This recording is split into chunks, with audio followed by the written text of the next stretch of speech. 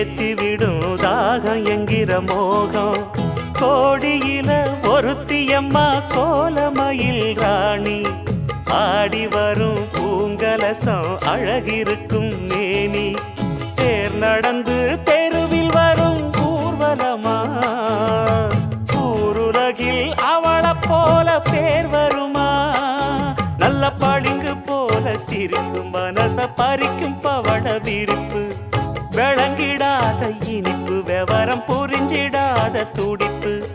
சந்திர ஜோதி வந்தது போல சுந்தர தேவி ஜொலிப்பு. கலைவாணியோ ராணியோ அவள்தான் யாரோ, சிலை மேனியோ தேவியோ எதுதான்